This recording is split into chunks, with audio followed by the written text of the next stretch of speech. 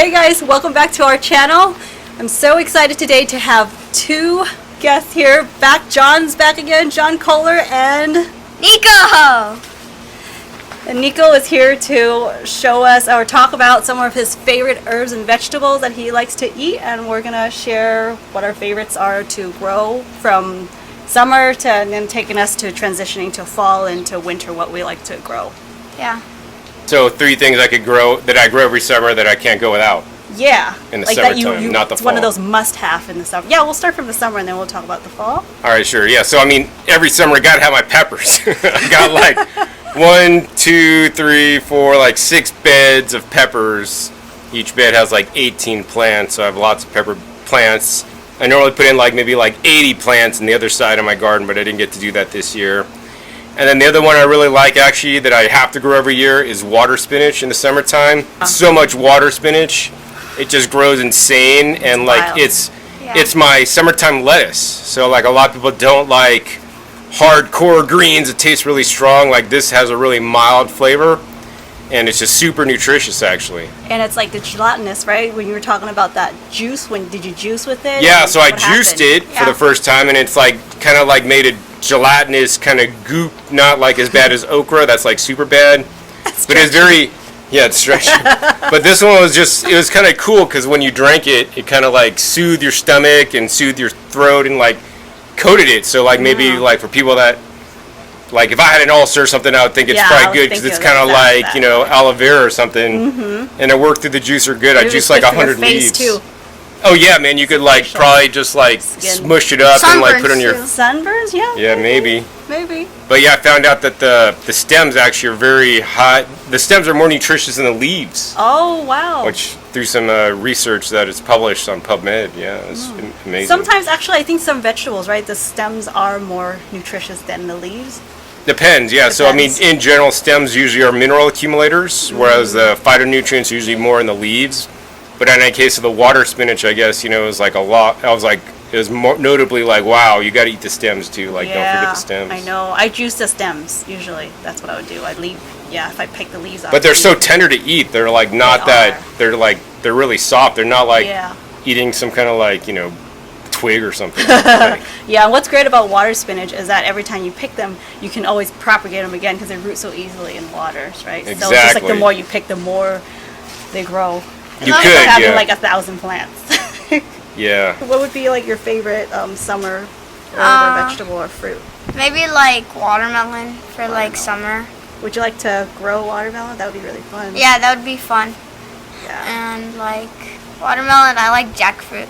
Like Oh, jackfruit. yeah. Jackfruit Yeah. doesn't grow here. It's too bad. It is really You could good. grow some mint, so you could juice the mint with the Thing watermelon. I like is like coconut water. Oh, coconut water. Yeah, coconut water won't really grow here. What is this? Can you tell us Mint? what this is? This is mint? Yeah. Is this it's like really one of your good. favorite herbs? Yeah, you can eat it. Yeah. It's really good.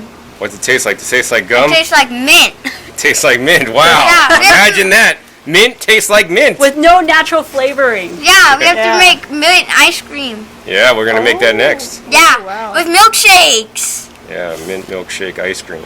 So what would be, okay, do you have like maybe a couple more? Oh, basil. I gotta grow basil every year. That's what we're looking at right in front of here. me, right here. And then, oh, the shiso related yeah. to basil, like that has to happen every year because basil just, for me, it's a no-brainer. Like, I'll use basil as my main green to Yeah. like make salads with, and to make soups or whatever, pizza toppings. Oh Like, yeah, it goes it just with grows anything. so well. And then I got to keep it topped. So I've been really effective keeping it topped since I have not been traveling. That's why they're so Tastes full. the best with pizza. Due to Oh COVID. yeah. Yeah. I mean, those are probably my top 3. I mean, I don't know. I have some eggplants, and they grow really well. Yeah. You know, but I'm not a big fan of eggplants personally. How do you eat that raw? Eggplant. So I have sliced them up and eaten them raw, but they're not very good. And I think I Yeah. dried, dehydrated them. They make like Chips. eggplant chip bacon things, and but yeah, I'm gonna maybe experiment with fermenting them next. I don't know. We'll see what happens. I don't even know. Like, I don't know if you can even safely eat them raw. Like eggplant. Yeah, you can. So there's solanine in there, and I guess at a certain point it's really high. Then it goes a bit low. Then it goes high again. So you got to like harvest it right at the right time, Yeah. which I still need to figure out myself. Wow. Yeah. Wow. Yeah, I love eggplants. I've never had them raw though. I didn't know that you can eat them raw. Yeah, you so I can. usually just roast them. ever since I got to know about popolos, Oh, that's been popolo. my favorite. Like Oh, the really? summer is like the only time they grow really well, or Exactly. the only time they grow. Yeah, and I love cilantro. Like my Chinese background, we always go with chives, green onions, and cilantro and everything, right? So that's like the substitute. And my mom actually likes the popolo too. So Oh, cool. Cool. How many plants do you have going? just 2, but then it's I only have really 2. enough. I mean, I juice a little bit with it and I throw them in the salads. Actually, I say 2 plants, but actually I meant like 2 pots because one pot can have like 10 Multiple plants in there, plants, multiple yeah. plants. So I do have like a 2 nice, like a generous bush. And then you top it off kind of like basil. And then it just keeps So- coming, yeah. Yeah, coming and fuller. So it's plenty for me because I don't like eat them straight like a huge amount. They're more like herbs for me. What about cilantro? Pretty boring. Have you grown cilantro Yeah, already? they're more Do you like that? difficult. I do. Yeah, I more like that very difficult. much, but it's very difficult. Yeah, I've had the same They experience. seem to go to seed very quickly for me. I can't go without cucumbers in the summer. Like that's just something that's really hard to buy. That's like fresh and crunchy. What time do you usually start planting in your fall garden? Like maybe, implementing that into your summer? Because for us, I think in a more mild winter, we don't get that sort of transition, or transition's a lot slower. So sometimes the warm crops would still be producing okay, and that like I have a hard time with removing because they're still somewhat producing, So it's hard to kind of start plugging in some of the winter, the cooler weather stuff. So when do you usually do that?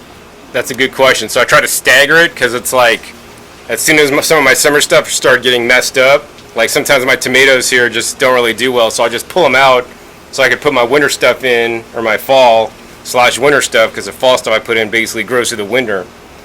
And so I'd like to try to start flipping some of my beds early so that those ones are pretty much to size when it gets really cold in December and January, and those are pretty productive. Yeah. But then I don't want to like sacrifice my pepper harvest or anything like that.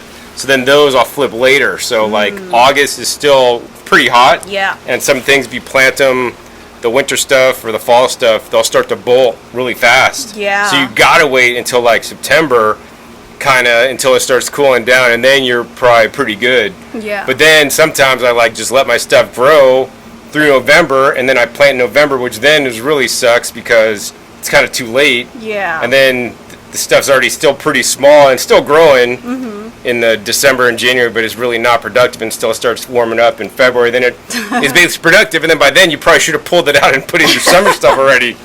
And so I really kind of try to focus on my summer garden versus my winter garden. You and have just- a longer summer You have a longer summer season, but then also I try to grow multi-purpose plants, so like dinosaur kale and Swiss chard could grow basically between like all year Yeah. round. So then if you plant those, then you could be like, oh, this bed's going to be good. And so it's like dual purpose. Yeah. So Swiss chard would be one of them. I think that's actually a good recommendation, I think, for like general, like In general, yeah. in general, all throughout the different zones. Yeah. And then all the brassicas I like to grow in the winter time All or the those really fall. sweet brassicas. Oh yeah, we had the kale. Was it You had the kale. Russians, or what was Yeah, that? the Russian My favorite kale. one. Yeah, Cane. Siberian kale. So even just with like brassicas, there's so many varieties that just keeps it interesting enough. I think just like thinking about leafy greens or in the winter growing brassicas, Yeah, I mean collard greens, all the different like bok choys and Yeah. tod soys. Yeah. Was there any? What would be some other? Oh, like lettuce and lettuce and tomato in my Del Taco. Oh, yeah. So you like tomatoes? Yeah. Do you like the more like sweet ones or like the more tart ones? The more sweet. Like the cherry tomatoes? Yeah, those are the best. Those The are cotton best. candy. Oh, they're the cotton candy variety. Well, they have cotton candy grapes. Oh, yeah, yeah. cotton candy grapes. Okay, so yeah. Too bad that's a fruit. So is there any is there any cherry tomatoes that you like from here? No. No. I don't think he's eaten a lot from here yet. What would be besides the brassicas? Is there more like something else that you like to plant in the winter In the fall, cooler, I the mean cooler lettuce. I season? plant a lot of lettuce. Yeah. Then I'll also plant like snap peas. Oh yeah. So got to get my snap peas in. This year I'm going to plant more like sugar snaps instead of the purple potted. I had a lot of purple potted last year. They're more fibrous. Yeah, they're fibrous and they're not quite as sweet. Yeah. Even though they're more nutritious, I was like, I'll eat them, and then it's not quite as fun. Just So I'm gonna choose do about the pods. I'm gonna do half and half, so I can at Yeah. least have a sweet one and then Enjoy some. a purple one. Yeah. Yeah. And what I noticed is that they really don't vine well. Like they just want to go straight up, so you really have to trellis them like really high. I feel like they just want to go forever, like straight up. I Yeah, try I to mean, bend them, just they break, Yeah. I mean, that's basically what I grow. Maybe I'll grow I'll grow more beets Yeah.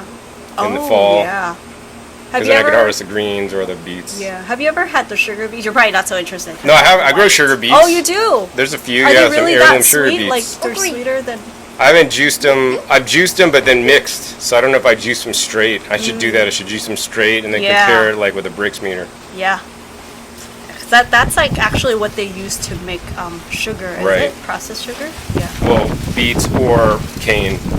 Oh, okay. Depends. Yeah, and then Yeah. usually the beets are usually GMO Yep. sugar beets. Yep. So last tips I would say is get your garden now. Because I mean I'm not fighting really the cold weather. Probably won't get the first frost here till like early December. But you guys are probably gonna hit it out early, so you might even want to be thinking about your fall garden, getting something planted in now. Oh yeah. You know, for 'cause me, they're I wait. short. Yeah, 'cause for a lot me, of I people, wait it's a too. lot shorter. Yep. If they don't live in like a zone 9 where it's pretty posh. Yeah. And I'm in 10, so Oh wow. I don't get yeah. till like maybe after Thanksgiving. All right. Yeah. All right. So Nico, anything else you want to share? Remember, eat your fruits and vegetables and keep on juicing. Where's your thumbs up? Thumbs up. Thank you guys. Hope you enjoyed this video. Be sure to like, share, and subscribe to this channel. Follow me on Facebook and Instagram, and also go check out John's channel. He's got 3 channels to educate you guys really in-depth information on health gardening and products that help you. Eat more Yeah. fruits and vegetables Yeah, like pretty juicers much. and vacuum blenders. Yeah. Yep.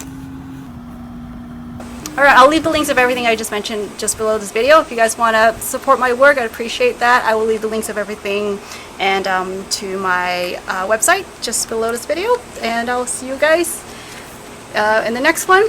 Get started with your fall garden soon, better than later. Yep. See ya. Bye.